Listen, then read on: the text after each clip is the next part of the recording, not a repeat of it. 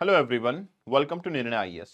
Friends, आज हम एक इंपॉर्टेंट टॉपिक पे डिस्कशन करने वाले हैं और टॉपिक का नाम होगा ओशियन बॉटम टोपोग्राफी। देखिए, हम हमेशा ये सोचते हैं कि कॉन्टिनेंटल लैंड मास पे तो आपके माउंटेन हैं, प्लेटूज हैं, प्लेन एरिया हैं, तो शायद जब ओशियंस पे जाते होंगे तो ओशियन तो बहुत फ्लैट सरफेस एरिया होता होगा, जैसे कि स्विमिंग पूल का एरिया है, बिल्कुल फ्लैट, उस पे पानी भरा हुआ है। बट ऐसा नहीं है। ओशियन के अंदर भी काफी डिफरेंट और डाइवर्स रिच जो है आपका रिलीफ फीचर्स देखने को मिलते हैं। आज उन्हीं रिलीफ फीचर्स के बारे में हम बात करने वाले हैं। देखिए, it was the time of world war 2 जब सबमरीन्स की डिस्कवरी और एक्सटेंसिव यूज स्टार्ट होता है। और उस टाइम पे ही कुछ लोग सबमरीन से जब ओशियन सरफेस को एनालाइज करते हैं तो उनको ये रियलाइज होता है कि ओशियन सरफेस तो काफी रिच है, काफी डाइवर्स है और इसके डिफरेंट डिफरेंट फीचर्स देखने को मिलते हैं। और वहां से आपकी ओशियन बॉटम टोपोग्राफी के ऊपर काफी रिसर्च स्टार्ट होती है। आज उन्हीं रिसर्च के बारे में भी अंडरस्टैंड करेंगे और उनसे क्या आउटकम आई उसके बारे में भी हम जानने और समझने की कोशिश करते हैं। तो चलिए डिस्कशन को स्टार्ट करते हैं। सबसे इंपॉर्टेंट चीज, ओशियन सरफेस अगर आप देखोगे तो व्हाट आर ओशियंस एक्चुअली। तो ओशियंस क्या होंगे? एक ग्रेट डिप्रेशन है, ठीक है ना। एक ग्रेट डिप्रेशन जो है आपका, वो सरफेस पे देखने को मिलता है, आपके आउटर पार्ट पे देखने को मिलता है, जिसके अंदर आपका काफी सारा वाटर जो है वो अक्यूमुलेट होता है, high volume of water. Average अगर डेप्थ की मैं ओशियंस पे बात करूं तो 3000 मीटर के आसपास की डेप्थ जो है ओशियन के अंदर देखने को मिल जाती है। तो आइडियली एक डिप्रेशन है जहां पे काफी सारा पानी भरा हुआ है। और ये डिप्रेशन कहाँ पे है? अर्थ के आउटर पार्ट पे, अर्थ के क्रस्ट पे आपको ये देखने को मिल जाता है। जो ओशियनिक पार्ट है अर्थ सरफेस पे, वो काफी बड़े एरिया को ऑक्यूपाई करता है। अप्रोक्सीमेटली अगर मैं बोलूं तो 71% अर्थ का जो सरफेस एरिया है वो आपका ओशियन के अंदर चला जाता है। इसका मतलब ये हुआ कि हमारा लैंड मास तो बहुत कम है, ओनली 29%। 71% आपका अर्थ का सरफेस जो है वो ओशियनिक है। लेकिन ये हमारे लिए बेहतरीन भी है। बेहतरीन क्यों है? क्योंकि आपको ये जान के हैरानी होगी कि जो कॉन्टिनेंटल पार्ट होता है वो बड़ी जल्दी ही गर्म होता है और बड़ी जल्दी ठंडा होता है। तो अगर वो 29% है तो चलो वो हीटअप होता है, कूल हो जाता है, फिर भी मैनेजेबल टेम्परेचर देखने को मिलता है। अगर यही पार्ट आपका ओशियन का इतना ज्यादा सरफेस है वो अगर कॉन्टिनेंट का होता तो शायद हम अनबियरेबल टेम्परेचर कंडीशंस के अंदर रह रहे होते, वो हमारे लिए काफी क्रिटिकल होता। 5 ओशियन देखने को मिलते हैं हमें, जिसके अंदर आपका Pacific, Atlantic, Indian Ocean, Southern ocean और आर्कटिक ओशियन देखने को मिल जाते हैं। अब इसके अलावा भी हमारे पास वाटर बॉडीज हैं जो स्मॉलर इन साइज हैं, जैसे बे फॉर्मेशन है, गल्फ है आपका, ठीक है। अदर वो आपके स्मॉल सी देखने को मिलते हैं, जैसे कि मेडिटेरेनियन सी है, कैस्पियन सी है, ब्लैक सी है।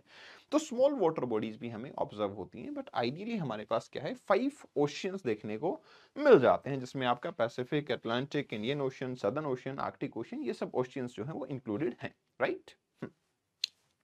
Now come to the point, हमें यहाँ पे देखने को मिलता है, अगर आप यहाँ ऑब्जर्व करोगे तो this is the area of Pacific ocean. Pacific ocean जो है आपकी, वो अमेरिका के नॉर्दर्न अमेरिका और सदर्न अमेरिका को इधर एशिया से कनेक्ट करता हुआ नजर आता है। इंडियन ओशियन की बात करेंगे तो इंडियन ओशियन आपके साउथ एशिया की तरफ नजर आता है। Pacific Atlantic ocean, it is in between the America and the Europe and African continent. Arctic ocean and आपका सदर्न ओशियन, ये आपके यहाँ नजर आते हैं। आपको एक चीज डिफरेंट लगेगी कि ये जो सारे ओशियन हैं इसमें से सबसे बड़ा है Pacific, then it come to the Atlantic one and then Indian Ocean. Indian Ocean जो है वो सिर्फ और सिर्फ सदर्न हेमिस्फीयर में है। नॉर्दर्न हेमिस्फीयर को जब आप ऑब्जर्व करते हो तो यहाँ पे आपका कंप्लीट लैंड मास जो है वो इंडियन ओशियन के अंदर नजर आता है। तो it is occupied by the land mass over the northern part. Southern part पे आपको यहाँ वाटर बॉडी जो है देखने को मिल जाती है, राइट। अब ओशियन के रिलीफ फीचर की बात करते हैं। रिलीफ फीचर मतलब लैंडफॉर्म्स। आखिरकार ये बनते कैसे होंगे? देखो, लैंडफॉर्म बनते हैं आपके एंडोजेनिक और एक्सोजेनिक फोर्सेस से। अर्थ के इंटीरियर में काफी ज्यादा मैग्मा देखने को मिलता है। क्योंकि टेम्परेचर डिफरेंस है तो वहां से हीट ट्रांसफर होती है, और वो हीट होती है आपके कन्वेक्शन के थ्रू ट्रांसफर। जब कन्वेक्शन के थ्रू आपकी हीट ट्रांसफर होती है तो आपके डिफरेंट टाइप के लैंडफॉर्म्स जो है वो फॉर्म होते हैं। अलॉन्ग विद दैट कुछ एक्सोजेनिक फोर्सेस भी होते हैं, जैसे वेव्स फॉर्मेशन है, टाइड फॉर्मेशन है, ये सब हमें नजर आता है। तो ये टाइड्स और वेव जो बनती हैं ये हमारे पास फॉर्मेशन करती हैं डिफरेंट लैंडफॉर्म्स की, जो हमें यहाँ नजर आ रहे हैं। तो ओशियन रिलीफ की जब हम बात करते हैं तो major portion of ocean floor जो है 3 to 6 kilometre below the level देखने को मिल जाता है। सी सरफेस जो है उससे 3 to 6 किलोमीटर वेरिएबिलिटी डेप्थ में देखने को मिल ही जाती है। जो लैंडफॉर्म्स है उसमें कुछ वैसा ही, जैसे हमारे पास mountain ranges, plateau, plain area होता है, ऐसे ही डाइवर्स लैंडफॉर्म जो है वो हमें ओशन के सरफेस पे भी देखने को मिल जाते हैं। अगर हम ये सोचते हैं कि बहुत ही यूनिफॉर्म सरफेस होगा तो वी आर वेरी रॉन्ग। ये सरफेस यूनिफॉर्म सरफेस नहीं होता है। तो आइडियली यहाँ पे क्या देखने को मिलेगा, हियर यू विल फाउंड कि आप जैसे बीच पे जाते हो, उसके बाद आप ओशन की तरफ बढ़ोगे तो धीरे धीरे धीरे धीरे आपकी डेप्थ बढ़ना स्टार्ट होती है। ऐसा नहीं होता कि एक बाउंड्री एकदम से डेप्थ बढ़ गई है, धीरे धीरे वो डेप्थ बढ़ना स्टार्ट होती है। फिर आप डीप ओशन के अंदर जाते हो तो यहाँ पे भी अलग अलग टाइप के mountain ranges, plateau, plain area, ऐसा ही कुछ देखने को मिलता है। तो उन फीचर्स के बारे में आज हम बात करेंगे। तो ये जो रिलीफ फीचर हैं ओशन के, इसी को ही हम सबमरीन रिलीफ बोल सकते हैं या फिर आपके ओशियन रिलीफ फीचर्स बोल सकते हैं। ठीक है, we can call it submarine relief और ओशियन रिलीफ। तो मेजर ओशियन रिलीफ और माइनर ओशियन रिलीफ दो कैटेगरी रखेंगे हम। ठीक है ना, जो हमारे फीचर्स हैं उनको हम दो कैटेगरी में डिवाइड कर सकते हैं, मेजर रिलीफ फीचर्स होते हैं और माइनर रिलीफ फीचर होते हैं। क्यों डिवाइड किया ऐसे, देखो अगर कोई रिलीफ फीचर ऐसे हैं जो कि काफी बड़े एरिया को ऑक्यूपाई करते हैं तो हम उसको मेजर रिलीफ फीचर के नाम से जानेंगे। और अगर कोई एरिया ऐसा है जो कम ही, मतलब एक माउंटेन बना है, कोई सी माउंट बना है, ग्योट्स बने हैं, लेकिन वो बहुत ही स्मॉलर एरिया के ऊपर बने हुए हैं, बहुत बड़े एरिया को वो कवर नहीं करते, तो उसको हम माइनर रिलीफ फीचर के नाम से जानेंगे। तो ओशियन रिलीफ फीचर जो हैं वो लार्जरली बनते हैं भाई आपके टेक्टोनिक मूवमेंट की वजह से, प्लेट्स एक दूसरे से टकराती हैं, या फिर वोल्केनिक इरप्शन चल रहा होता है, या फिर हो सकता है वेव्स या टाइड्स, उनसे कोई इरोजनल एक्टिविटी चल रही होती है। और जब इरोजन होता है तो नेचुरल सी बात है, जब हाई एनर्जी वेव्स होती हैं तो इरोजन करती हैं, जब उनकी एनर्जी स्लो डाउन हो जाती है, कम हो जाती है, डिक्रीज हो जाती है, तो वो डिपोजिशन करती हैं। तो यहां से आपकी फॉर्मेशन नजर आती है, erosional and depositional feature. Ocean relief feature जो है आपके, उनको हम दो कैटेगरी में डिवाइड करेंगे, major relief features and minor relief feature. Major का सिंपल सा मतलब है एरिया ज्यादा ऑक्यूपाई करेंगे, और माइनर का सिंपल सा मतलब है कि स्मॉल एरिया को ये ऑक्यूपाई करेंगे। ठीक है, that is the whole agenda जो हमें यहाँ नजर आता है। तो अगर मैं मेजर रिलीफ फीचर्स पे बात करूं तो यहाँ पे मैं आपको मेजर रिलीफ फीचर्स बताता हूँ, continental shelf, continental slope, continental rise and deep sea plain. ये है मेजर रिलीफ फीचर, मतलब ओशियन का जो मेजर एरिया है वो इसी में जाता है। ओशियन का जो मेजर एरिया है आपका वो इसी रिलीफ फीचर के अंदर कवर होता है, इसी पार्ट के अंदर कवर होता है। ठीक है, सेल्फ है, स्लोप है, राइज है और आपका अबेसल प्लेन देखने को मिलते हैं। ये आते हैं आपके मेजर रिलीफ फीचर के अंदर, ये मेजर ओशियन पार्ट के अंदर आते हैं। अब बात आती है माइनर की, तो पहले थोड़ा मेजर पे फोकस कर लेते हैं। देखो क्या होगा, लेट अस से ये कोई माउंटेन है, ठीक है, यहां से आगे आपका ओशन सरफेस स्टार्ट हो रहा है। तो जैसे ओशन सरफेस स्टार्ट होता है ना, सबसे पहले एक बहुत ही जेंटल स्लोपिंग एरिया आता है। ठीक है, सबसे पहले हमारे पास एक बहुत ही जेंटल स्लोपिंग एरिया आता है, वो जेंटल स्लोपिंग एरिया को हम बोलते हैं कॉन्टिनेंटल शेल्फ। सेल्फ मतलब जेंटल स्लोपिंग। ठीक है, यहाँ पे डेप्थ ऑफ द ओशियन जो है वो नहीं बढ़ती है, बहुत ही जेंटल स्लोपिंग एरिया होता है, यहाँ पे कोई खास डेप्थ देखने को नहीं मिलती, मुश्किल से 100 मीटर 150 मीटर, ये भी ज़्यादा ही है, इतनी ही डेप्थ यहाँ पे देखने को मिलती है। आप थोड़ा सा जब आगे बढ़ोगे, इट इज़ नॉट डिफाइंड कि कितना डिस्टेंस, क्योंकि ये वेरिएबल होता है, मैं बताऊंगा किस पे डिपेंडेंट है। जैसे इंडियन ओशन है, पैसिफिक ओशन है, अटलांटिक ओशन, इनके अंदर जो कॉन्टिनेंटल शेल्फ की जो विड्थ है दैट इज हाईली वेरिएबल। और क्यों वेरिएबल है, किस किस के ऊपर डिपेंडेंट होती है, मैं आपको डिटेल डिस्कशन करूंगा तब बताऊंगा। देखो, तो ये सेल्फ हुआ जेंटली स्लोपिंग एरिया। इसके बाद आप आगे बढ़ते हो, एकदम से स्टीप स्लोप आपका देखने को मिलता है। ये जो स्टीप स्लोप यहां देखने को मिलता है, ये क्या होता है आपका, यही होता है स्लोप। ठीक है, कॉन्टिनेंटल स्लोप। आपने एक चीज देखी, हमने यहाँ पे भी नाम दिया कॉन्टिनेंटल, यहाँ पे भी नाम दिया कॉन्टिनेंटल, तो ये तो सर ओशियन है, हम इसका कॉन्टिनेंट नाम क्यों दे रहे हैं। देखिए, ये एक्चुअली पार्ट जो है हम ये मानते हैं कि this is the extended part of the continent itself. ये जो पार्ट हैं आपके, ये कॉन्टिनेंट के ही एक्सटेंडेड पार्ट हम कंसीडर करते हैं, that's why we are naming them as continental वाला पार्ट, कि ये कॉन्टिनेंट ही है। ठीक है, इसके बाद जब आप आगे बढ़ते हो तो आपका डीप सी प्लेन देखने को मिलता है। ये जो आपका स्लोप वाला पार्ट है, इसी पे कई बार बहुत सारी रिवर और स्ट्रीम्स इसको कट कर देती हैं, जिससे आपका क्या है, सबमरीन कैनियन भी बन जाता है। थोड़ी देर में मैं आपको अलग से डायग्राम में दिखाऊंगा। फिर आपके क्या होता है, ये आपका जो पार्ट है ये होता है अबेसल प्लेन देखने को मिलता है, इसी पे छोटे छोटे माउंटेन रेंजेस, प्लेटू टाइप स्ट्रक्चर भी बने होते हैं जो माइनर रिलीफ फीचर के अंदर आते हैं। राइट, अब जब आप आगे बढ़ते हो तो कुछ कुछ ओशियन के अंदर आपके ट्रेंचेस भी नजर आते हैं, उनको भी हम डिस्कस करेंगे। तो चलिए एक एक करके फीचर्स को डिस्कस करते हैं। सबसे पहला फीचर मेरे पास आता है वो है कॉन्टिनेंटल शेल्फ। तो हम सबसे पहले कॉन्टिनेंटल शेल्फ पे बात करेंगे। देखिए, कॉन्टिनेंटल शेल्फ जो है वो एक सबमर्ज पार्ट होता है लैंड का सबमर्ज पार्ट है, जो कि आपके ओशन से एडजॉइनिंग रहता है। तो मतलब ये दोनों एक कंबाइंड पोर्शंस के तौर पे देखने को मिलते हैं। मैं इसको कह सकता हूं कि ये एक ट्रांजिशन फेज है, this is a transition system. ये ट्रांजिशन हो रहा है कि आपका जो लैंड मास है वो खत्म हुआ है और आपका ओशियन जो है वो अब स्टार्ट होने वाला है। Most of the continental shelf जो है वो कॉन्टिनेंटल लैंड को ही रिप्रेजेंट करते हैं। अब उसके ऊपर कुछ इंडेंटेशन चलता रहता है, कुछ इरोजन चलता रहता है, जैसे सी लेवल राइज होता है तो वो पार्ट जो है सबमर्ज होता रहता है। ये सारा प्रोसेस जो है मुझे यहाँ पे इन्वॉल्व नजर आता है। तो फॉर्मेशन कैसे होगी इसकी? या तो ऐसा हो सकता है कि कॉन्टिनेंट की बाउंड्री जो है वो सबमर्ज हो गई, ठीक है ना? या तो ऐसा हो सकता है कि जो कॉन्टिनेंट की बाउंड्रीज हैं वो सबमर्ज हो गई हैं, तो इससे फॉर्मेशन हो सकता है। या फिर आपका वेव्स आती हैं, सी वेव आती हैं, कोस्टल एरिया से टकराती हैं, इरोजनल वर्क करती रहती हैं। सी वेव आती हैं, कोस्टल एरिया से टकराती हैं और इरोजनल वर्क जो है वो करती रहती है, तो वहां से फॉर्मेशन हो सकता है।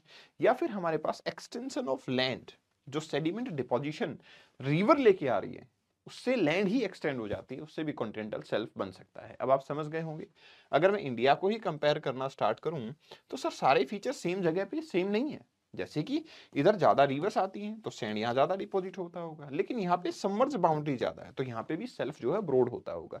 मैं आपको बताना चाहूंगा आर्कटिक रीजन में, क्योंकि फ्रीज रीजन है, ग्लेशियर टकराते हैं, बहुत सारा इरोजन होता है, आपको 70 टू 90 किलोमीटर वाइड सेल्फ देखने को मिल जाती है। 70 टू 90 किलोमीटर वाइड सेल्फ देखने को मिल जाती है, क्योंकि ग्लेशियर्स काफी ज्यादा इरोजन करते हैं, काफी ज्यादा डिपोजिशन भी करते हैं, तो सेल्फ काफी ब्रॉड देखने को मिलती है।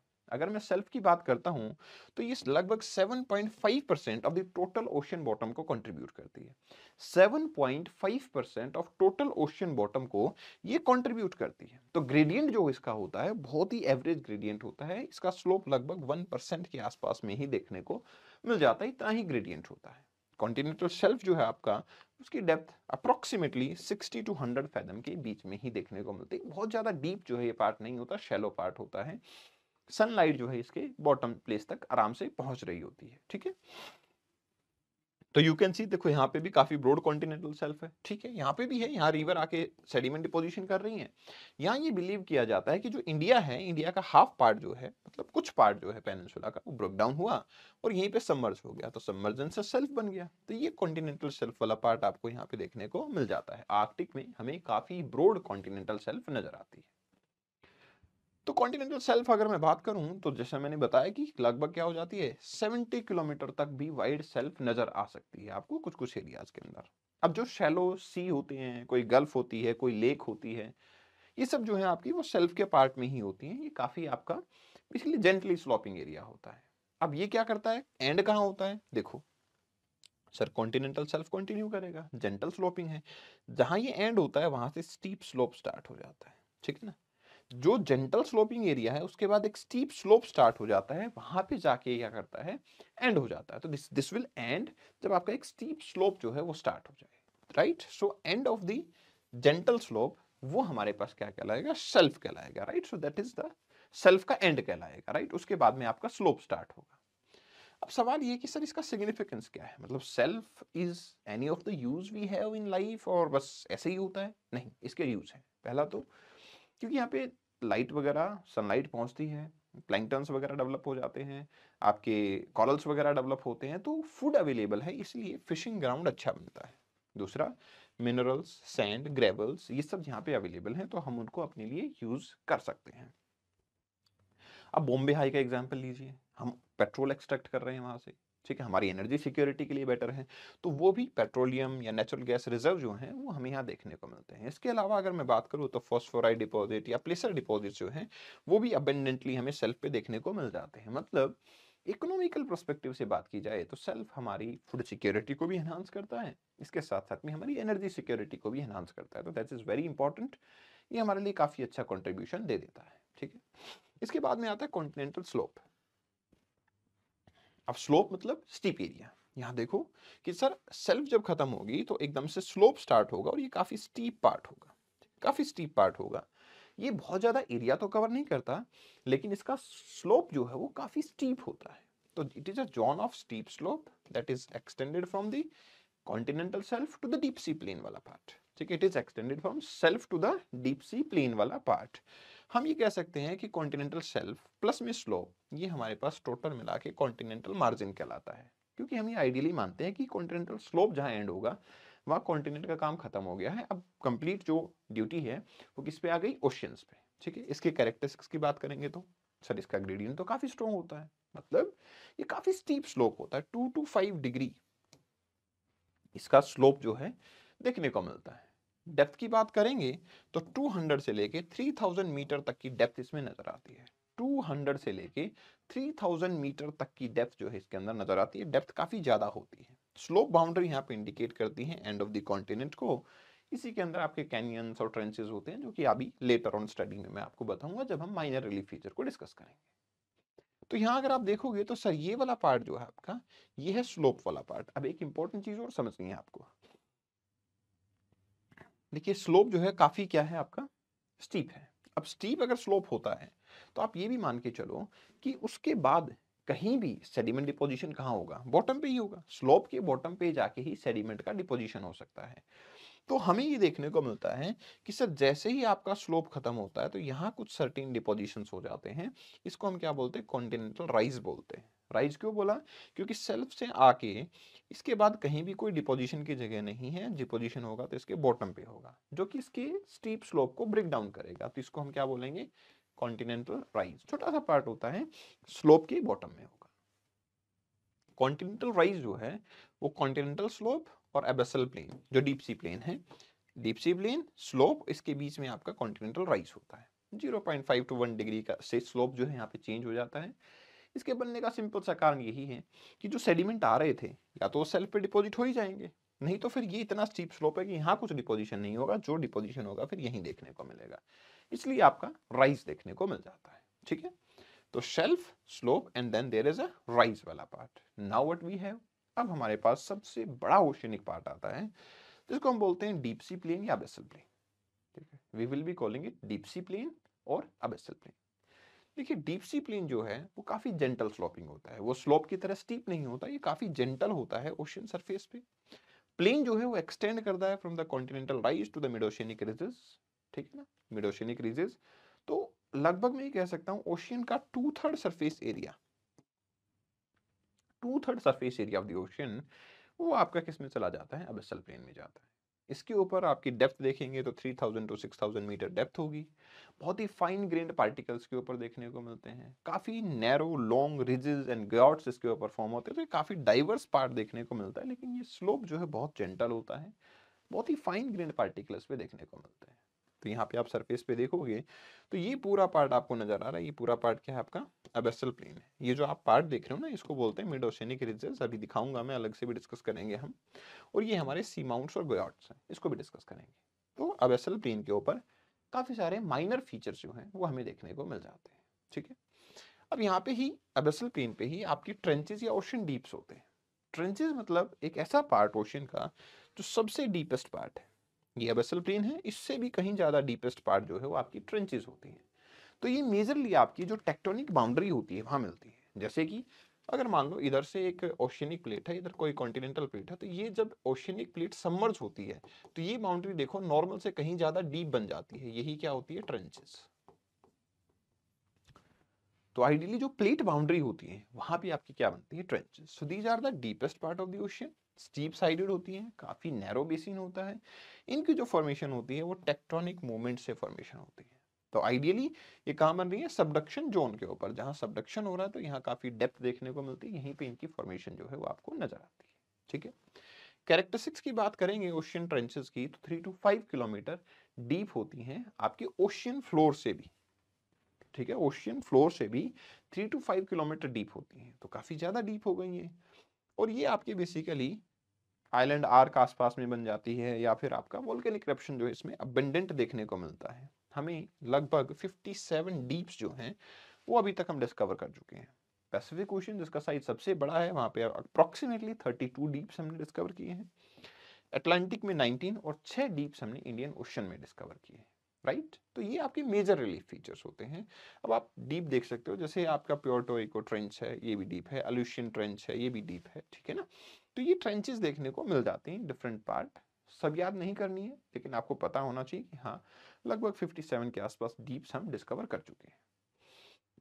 ये तो थी मेजर रिलीफ फीचर। अब आते हैं माइनर। माइनर में क्या होगा सर, स्मॉलर इन साइज होंगे, मतलब एरिया जो है वो ज्यादा कवर नहीं करेंगे।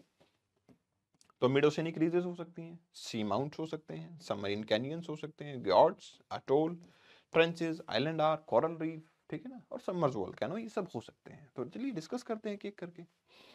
तो अगर आप देखोगे तो आपको देखो मोस्टली जो ये फॉर्मेशन हो रही है ना माइनर रिलीफ फीचर की, या तो वोल्केनिक इरप्शन हो रहा होगा या फिर कोई इरोजन हो रहा होगा, उसी से फॉर्मेशन होती है। जैसे कि आपके सबमरीन कैनियंस हैं, ठीक है ना, सबमरीन कैनियंस जो है आपकी ये स्टीप साइडेड वैलीज होती हैं जो कहाँ बनती है, कॉन्टिनेंटल स्लोप पे बनती है। Let me show you in the diagram. यहाँ देखो ये स्लोप वाला पार्ट है, यहाँ देखो ये एक डीप कट लगा हुआ है यहाँ पे, ठीक है ना, ये स्लोप है, इस पे एक नैरो डीप कट लगा हुआ है, यही क्या है हमारा सबमरीन कैनियन है, ठीक है ना, एक नैरो डीप कट लगा हुआ है। ये नैरो डीप कट जो है हमारे पास वो सबमरीन कैनियन देखने को मिलता है। So this is submarine canyon जो हमें यहाँ पे नजर आता है, ऑब्जर्व होता है। इसके अलावा क्या होते हैं, मिड ओशियनिक रिजेस होते हैं। मिड ओशियनिक रिजेस नाम से ही समझ आ रहा है sir, middle part of the ocean में होंगे, नैरो होंगे, इलोंगेटेड होंगे। और रिजेस, रिजेस का मतलब होता है माउंटेन्स। होता ये है कि जो आपकी ओशियन प्लेट होती है ना, उसके मिडिल पार्ट से अबंडेंट लावा निकल रहा होता है और ये सराउंडिंग में डिपॉजिट होता है। जब लावा डिपॉजिट होता है तो फिर ये रिजेस बनाता है। तो यहाँ पे आपके नैरो इलोंगेटेड माउंटेन रिजेस देखने को मिलते हैं। प्लेट टेक्टोनिक थ्योरी इसको बखूबी डिफाइन करती है। ये सब ओशनिक पार्ट के अंदर एक टाइप की माउंटेन रेंजेस होती हैं, 75,000 किलोमीटर लेंथ भी हो सकती है। अटलांटिक रिजेस जो हैं वो काफी लंबी रिज है, आइसलैंड से स्टार्ट होती है और आपके सदर्न पार्ट तक आ जाती है। तो इतनी बड़ी रिजेस जो है देखने को मिलती हैं। इन्हीं में से लावा निकलता है, उससे आपके आइलैंड भी बन जाते हैं। तो अटलांटिक जो है आपका वो वर्ल्ड की लॉन्गेस्ट रीजेस के अंदर देखा जाता है, ठीक है। तो ये आपका सेंट्रल पार्ट होगा जहां से लावा निकलेगा और आपकी रीजेस की फॉर्मेशन होगी। फिर आते हैं भाई सी माउंट। सी माउंट क्या होते हैं, ये एक टाइप के माउंटेन होते हैं, छोटे छोटे। वॉल्केनिक एक्टिविटी होती है, लावा डिपॉजिट होता है, ठीक है ना, वॉल्केनिक एक्टिविटी होती है, लावा डिपॉजिट होता है और उससे आपका क्या होता है, बेसिकली सी माउंट्स बनते हैं, ठीक है ना। तो आप यहाँ देख सकते हो जैसे ये पार्ट जो है आपका ये सी माउंट कहलाता है, ठीक है ना। लगातार लावा निकलता रहेगा, डिपॉजिट होता रहेगा। अब कभी कभी क्या होता है, ये जो आपके सी माउंट बने, इसकी तो क्या है आपकी स्टीप पीक है, काफी कॉनिकल पीक है। अगर ये इरोजन हो जाए और ये पीक काफी फ्लैट बन जाए, एक प्लेटू टाइप, ठीक है, ये इरोजन हो और ये काफी फ्लैट अगर पीक बन जाती है, जैसे ये कॉनिकल पीक है, ये फ्लैट बन गई है, तो उसको हम क्या बोलते हैं, ग्योर्ट्स बोलते हैं। तो ये भी अंडर सी माउंटेन से ही होते हैं। ग्योर्ट्स जो है उनका टॉप जो है वो फ्लैट टॉप होता है। सी माउंट जो है उनका कॉनिकल टॉप होता है, इनका टॉप जो काफी फ्लैट होता है, टेबल टॉप हम कह सकते हैं, ठीक है ना। तो ये भी काफी बड़े एरिया को कवर कर लेते हैं। तो सी माउंट कई बार ये भी होता है कि बहुत ज्यादा इरप्शन हुआ तो ये ओशन के बाहर आ जाते हैं और आइलैंड की फॉर्मेशन कर देते हैं। इरोजन हो जाए तो फिर ये ग्योर्ट्स की फॉर्मेशन कर सकते हैं। तो दोनों को डिफरेंस कर सकते हैं हम। ये भी सी फ्लोर पे बनेंगे, ये भी आपके सी फ्लोर पे बनेंगे। 1000 मीटर हाइट यहाँ भी है, तो इतनी हाइट यहाँ पे भी देखने को मिल जाती है। मेजर डिफरेंस ये है कि इनकी कॉनिकल समिट होती है और ये फ्लैट टॉप पे होते हैं। दोनों ही वोल्केनिक इन ओरिजिन होते हैं, दोनों की हाइट भी, डेप्थ भी जो है वो सेम ही लेवल पे देखने को मिलती है। सिर्फ डिफरेंस इतना है कि इनकी कॉनिकल शेप है और वो आपका फ्लैट टॉप है, राइट। फिर आते हैं अटोल। अटोल क्या होते हैं, अटोल बनते हैं कोरल रीफ से। जब कोरल रीफ किसी आइलैंड के आसपास में ग्रो होना स्टार्ट होती है, आफ्टर वाइल कोरल तो एक दूसरे पे डेवलप होती रहती है, लेयर बाय लेयर डेवलपमेंट चलता रहता है, लेकिन ये आइलैंड सबमर्ज हो जाता है। तो ये जो हमारे पास सेंट्रल पार्ट है वो खाली हो जाता है और ये सर्कुलर रिंग नजर आती है, इसको हम क्या बोलते हैं, अटोल, ठीक है। तो एक रिंग शेप्ड कोरल रीफ होता है, ये एक आइसोलेट टाइप आप बोल सकते हो इसको। यहाँ पे क्या होगा, आपके एक लेगून की फॉर्मेशन हो जाती है। जो भी अंडर वाटर वोल्केनिक इरप्शन हो रहा था वो सबमर्ज हो गया और आपका वो पार्ट खत्म हो जाता है। तो ये हमारे पास क्या कहलाते हैं, अटोल कहलाते हैं, राइट। तो these are the minor relief feature जो कि ओशन सरफेस पे हैं। अब नेक्स्ट टॉपिक आपको क्या पढ़ना है, डेफिनेटली कमेंट सेक्शन में शेयर कीजिए, हम डिटेल डिस्कशन उस पर भी स्टार्ट करेंगे। इस सेशन की पीडीएफ को आप यहाँ से डाउनलोड कर सकते हैं। अगर कोई डाउट आपका है तो आप मुझसे, Kapil Bhardwaj for you, this is my insta handle, आप मुझे यहाँ फॉलो कर सकते हैं और आप मुझसे पूछ सकते हैं। Thank you very much, best wishes.